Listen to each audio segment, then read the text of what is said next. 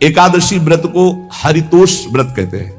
भगवान की प्रसन्नता के लिए, हरिजू की प्रसन्नता के लिए एकादशी व्रत रहा जाता है। प्रायः समस्त वैष्णवजन रहते हैं। जो रसिक जन प्रियाजू के चरणों के अनन्य हैं, उनका एक ही व्रत है, श्यामा श्याम की 8 पहर उपासना करते हुए अपनी मन वृत्ति को श्यामा श्याम में समर्पित करना। यहाँ ज्ञान ध्यान व्रत कर्म जीते सब काहू में नहीं मोहि प्रतीति, रसिक अनन्य निशान बजायो एक श्याम श्यामा पद प्रीति। पर जो एकादशी व्रत रहते हैं परम धन्य है, वो हरितोष व्रत है। अब एकादशी व्रत का नियम क्या है और कैसे एकादशी व्रत का फल मिलता है, कई बार चर्चा हुई। बहुत सुंदर तस्मात् शास्त्रम प्रमाणम थे, शास्त्र प्रमाण के अनुसार श्री सनातन मुनि बोल रहे हैं, अथते नियमान वच्मि व्रते ह्रस्मिन् दिनत्रये कास्यम मानुषम मसूरान्नम चणकान को द्रवास तथा शाकम मधुपरान्नम च पुनर्भोजन मैथुने दशम्याम 10 वस्तूनि वर्जयेत वैष्णवः सदा। जिसे एकादशी रहनी हो और एकादशी का फल प्राप्त करना हो, उसको ये नियम पालन करना चाहिए। अथते नियमान वच्मि व्रते ह्रस्मिन् दिनत्रये, उसको 3 दिन, एक तो दशमी और एक द्वादशी और फिर बीच में एकादशी, उसको 3 दिन संयम में रहना होता है, तब बीच की एकादशी का उसे फल प्राप्त होता है। जिसे एकादशी व्रत रहना हो उसका नियम है कि दशमी के दिन कांसे के पात्र का त्याग करें। वैष्णव सिद्धांत है कि कभी जिसमें मांस बना उस रसोई का भोजन न ग्रहण करे। मसूर की दाल, चना की दाल, कोदो और कोई भी शाक, शहद, दूसरों का अन्न, दोबारा भोजन और मैथुन, ये दशमी के दिन त्याग दे। एक बार दशमी के दिन भोजन करे 24 घंटे में, क्योंकि एकादशी लेना है। कांसे का पात्र, जिस रसोई में मांस बना उसके भोजन का त्याग, मसूर की दाल, चना, कोदो, शाक, मधु अर्थात शहद और दूसरे के द्वारा दिया हुआ भोजन और दोबारा भोजन और मैथुन क्रिया, इनका दशमी के दिन कभी भी प्रयोग ना करें। इन 10 वस्तुओं से वैष्णव दूर रहे दशमी के दिन। फिर एकादशी के व्रत में, ये पीछे तो हम वर्णन कर ही चुके हैं, कहीं नहीं आया यहाँ कुटू का वो कचौड़ी पकौड़ी और सिंघाड़ा का हलवा और ये दुनिया के खीर और सब। एकादशी के दिन किसी भी तरह की गेम आदि क्रीड़ा ना खेले। जैसे अब आज व्रत है तो बैठे हैं अपना मोबाइल में गेम खेल रहे हैं, ऐसा कोई भी क्रीड़ा नहीं। द्वित क्रीड़ा, किसी भी तरह का गेम, ये सब खेल नहीं। द्वित क्रीड़ाम च निद्राम च तांबूलम दंत धावनम परापवादम पैशून्यम स्तेयम हिंसाम तथा रतिम कोपम हृत वाक्यम च एकादश्याम विवर्जयेत। एकादशी के दिन उपासक को चाहिए कि वो किसी भी तरह की क्रीड़ा, मनोरंजन बिल्कुल नहीं। चनिद्राम, नींद नहीं लेनी उसको, न दिन में न रात में, एकादशी व्रत। और प्रायः पुराने महापुरुषों ने ऐसा किया है। रामदास जी डाकोर के रात में जाते थे, रणछोड़ भगवान के यहां कीर्तन करते थे जाकर। तभी तो भगवान उनके कीर्तन पर, उनकी भक्ति पर रीछ कर गाड़ी में बैठकर उनके साथ आए थे। पूरी रात जगकर कीर्तन करना, दिन में तो सोना ही निषेध है। द्वित क्रीड़ाम च निद्राम च तांबूलम, पान खाना निषेध है एकादशी को, बिल्कुल नहीं, जो व्रत रह रहे हैं। और दंत धावनम, वृक्ष से तोड़कर जो दतून की जाती है एकादशी के दिन नहीं। परापवादम, दूसरे की निंदा करना, चर्चा करना नहीं, अर्थात अधिकतर मौन व्रत धारण करे एकादशी के दिन। पैशून्यम, चुगली करना। स्तेयम, कोई चोरी करना। हिंसाम, वाणी से, शरीर से, मन से किसी को दुख पहुंचाना। रतिम अर्थात भोग करना, मैथुन करना। कोपम, किसी के ऊपर गुस्सा करना। अनत वाक्यम, झूठ बोलना। एकादश्याम विवर्जयेत, एकादशी के दिन ये नहीं करना चाहिए।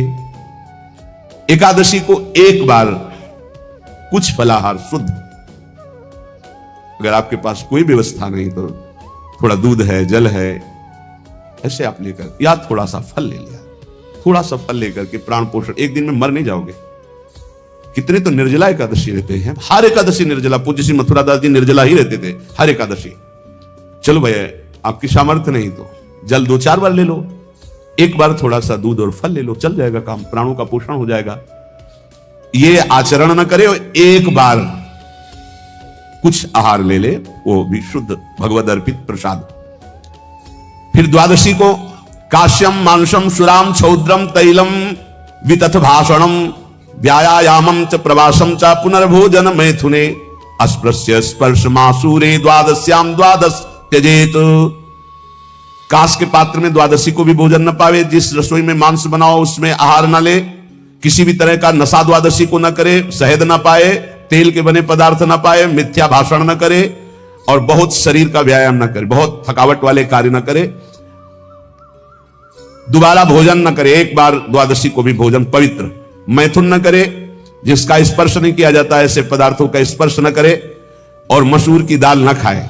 द्वादशी को जो इन नियमों का पालन करता है, दशमी द्वादशी ऐसे और एकादशी ऐसे, तब उसे एकादशी व्रत का फल प्राप्त होता है। जो इस पद्धति से ये जो मनमानी है सब नहीं, हर पदार्थ मिल जाएगा आपको फलाहार में, हर पदार्थ हमको बताया गया कि आपको जो चाहो सब पदार्थ फलाहार का।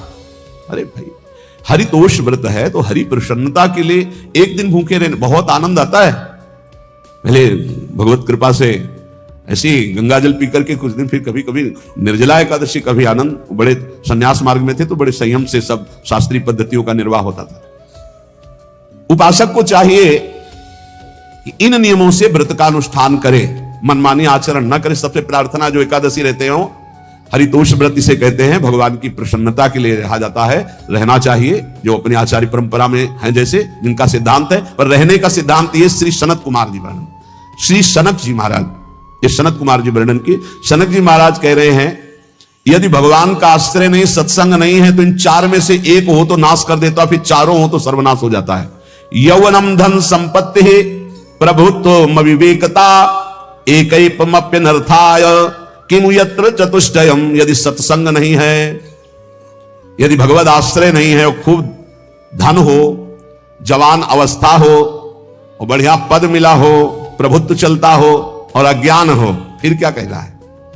बोले ये चारों जहां मौजूद होते हैं वहां सर्वनाश का खेल शुरू हो जाता है। अगर इनमें से एक हो तो सर्वनाश करने में पर्याप्त है, और अगर चारों हो तो फिर क्या कहना है? यौवनम, जवान हो, धन संपत्ति है, खूब रुपया पैसा हो, प्रभुत्व, कोई पद हो, कोई अधिकार हो बड़ा, फिर अविवेकता और अज्ञानी हो, तो बोले एक नाश कर देगा, फिर चारों तो नाश ही कर देंगे। अगर सत्संगी है तो ये चारों महान कार्य कर देंगे। क्या? यौवनम, जवान है, खूब दूसरों की सेवा, मेहनत पूर्वक धन संपत्ति कमाकर माता पिता की सेवा, परिवार की सेवा। ये माता पिता हमारा वेद कहता है, मात्र देवो भव, तैत्तिरीयोपनिषद, मात्र देवो भव, पितृ देवो भव, आचार्य देवो भव, अतिथि देवो भव, यान्य नवद्यानि कर्माणि तानि सेवितव्यानि नो इतराणि, यान्यस्माकः सुचरितानि तानि त्वयोपास्यानि नो इतराणि, ये के चास्माच्छेयाः सो ब्राह्मणाः तेषां त्वया स्नेन प्रश्वसितव्यम, श्रद्धया देयम, अश्रद्धया देयम, श्रिया देयम, ह्रिया देयम, भिया देयम, संविदा देयम। वेद कहता है मात्र देवो भव, माता साक्षात हमारी भगवान है। देव हरि को कहते हैं, केशव देव जैसे कहा, हरि को कहते हैं, गोविंद देव, मात्र देव, माता भगवान है। हे धिक्कार है उन पुत्रों को जो अपने माता के द्वारा पोषित किए हुए शरीर से हाथ उठाते हैं अपने माता पिता के ऊपर। नरक में तुम्हारी जो दुर्दशा होगी भोगोगे। एक हमको दिखाया गया दृश्य कि अपनी माता की कोख में लात मारता है, थप्पड़ मारता है, पिता बैठा है उसको लात मारता है, थप्पड़ मारता है, बाल घसीट कर गेट तक माता को ले जाता है। अब इनकी जो दुर्दशा होगी ये बोल नहीं पाएंगे, बता नहीं पाएंगे। ऐसी जगह मारा जाता है कि बस तलक्षते रहो, कुछ कह नहीं सकते, घोर नरकों की प्राप्ति होती। वेद कहता, तैत्तिरीयोपनिषद, मात्र देवो भव, ध्यान से सुन लो, सत्संग है, ये माता साक्षात भगवान है। अगर तुमने मारा, वाह भर करके इसके आंसू गिरे, जितने आंसुओं की बूंद से भूमि के कण भीनेंगे उतने कल्प तक नरक भोगोगे। ध्यान रखना, तुम्हारा कभी यश, कभी कीर्ति, कभी श्री, कभी हिरी, ये कभी तुम्हारे उदय नहीं हो सकती। तुम्हारा सर्वनाश हो जाएगा अगर मां पे हाथ उठाया। पितृदेवो भव, पिता साक्षात भगवान है। देखो भगवान अवतरित हुए तो प्रात काल उठ के रघुनाथा, मातु पिता गुरु नावहि माथा। आचार्य देवो भव, माता साक्षात भगवान है, पिता साक्षात भगवान है, आचार्य गुरुदेव साक्षात भगवान है।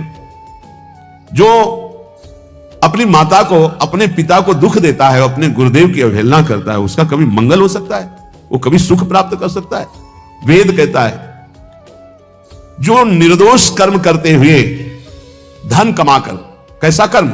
निर्दोष कर्म करते हुए धन कमाता है और उस धन से अपने बूढ़े माता पिता और गुरुजनों की सेवा करते हैं, जीवन धन्य है। धिक्कार है उस पुत्र को, धिक्कार उस जवानी को, धिक्कार है उस धन को, धिक्कार उस बुद्धि को जिसको ये सब प्राप्त होने पर भी अपने बूढ़े माता पिता को दर दर के भटकने के लिए विवश कर देते हैं, जो अपने बूढ़े माता पिता को कष्ट देते हैं। जहां वेद कह रहा है मातृ देवो भव, पितृ देवो भव, आचार्य देवो भव, अतिथि देवो भव, चार बातें कही। अतिथि देवो भव, अगर बिना परिचय के कोई आ गया, कह रहा भूखा हूं, भोजन पवा दो, भगवान पधारे हैं, हम कह रहे मत अंदर आने दो, गेट के बाहर पवा दो, तुम्हारा संशय, पर उसे भूखा मत जाने दो। अतिथि देवो भव, जो निर्दोष कर्म करके अर्थ कमाकर अपने माता पिता गुरुजनों की सेवा करता है, उसी का जीवन धन है। पशुवत आचरण, मनुष्य शरीर प्राप्त करके राक्षस आचरण, राक्षसों की यही पहचान होती है। मां नहीं मातु पिता नहीं देवा, साधुन ते करवा वही सेवा। तुम्हारे जो पुण्य है ना सब भस्म हो जाएंगे, आप खिलवाड़ मत समझो। वो विरक्त है, भले तुम्हें नौजवान दिखाई दे रहा है, वो शरणागत है, जो आचार्य ने मंत्र दिया वही गुरु परंपरा से चला रहा, वही मंत्र उसमें, आप उसको बोल रहे हो हमारे लिए कुर्सी डालो, पैंट शर्ट पहने हो कुर्सी डाल। हाँ आप असमर्थ हो तो हाथ जोड़कर प्रार्थना कीजिए कि बैठने में हमारी टांग टूट गई है, हम बैठ नहीं पा रहे हैं, क्या व्यवस्था हो सकती है क्या? याचना इस कोटि की। आदेश, बाबा जरा कुर्सी लाना, बाबा तो कुर्सी रख देंगे, आप उनको तुम भिक्षुक समझते हो, सारे सुकृत तुम्हारे नष्ट हो जाएं। ये जो संतों के द्वारा दिए हुए आसन में ये अयोग्य पुरुष बैठ जाते हैं ना, इनके सारे सुकृत नष्ट हो जाते हैं। ये क्या समझते हैं? तुरंत आसन दिया जाता है, किसी आओ आसन को प्रणाम करके समेट कर रख दो, अगर आसन में बैठने की योग्यता आ रही। आसन में बैठने की योग्यता उसकी मानी जाती है जो सामने बैठा है, उस स्थिति का हो या उससे श्रेष्ठ हो। बहुत होश में, ये बातें सत्संग में ही मिलती है और अन्यत्र नहीं मिलती। आसन बिछाने का मतलब तुम कोई महान नहीं हो गए हो, अपने में दैन्यता नहीं तो वैष्णव किस बात के? आसन ग्रहण वैसे ही बिछा हुआ है, उसके ऊपर आसन लगा हुआ है गुरुजनों के लिए, श्रेष्ठ जनों के लिए, आप आसन में बैठने के अधिकारी हैं। सत्कर्म के द्वारा कमाए हुए धन से मातृ देवो भव, पितृ, हम बार बार चिल्ला के कह रहे क्योंकि कलयुगी इन पुत्रों को अब समझ में नहीं आ रहा, जो बोओगे वही काटोगे। अगर आप अपने पुत्रों को सत अध्यात्म की शिक्षा देंगे और स्वयं अध्यात्म से चलेंगे तो तुम्हारा बुढ़ापा ठीक से जाएगा। नहीं, बुढ़ापा बहुत मुश्किल से कटता है, बहुत मुश्किल से। हाँ, हमें कई दृश्य देखने को मिलते हैं।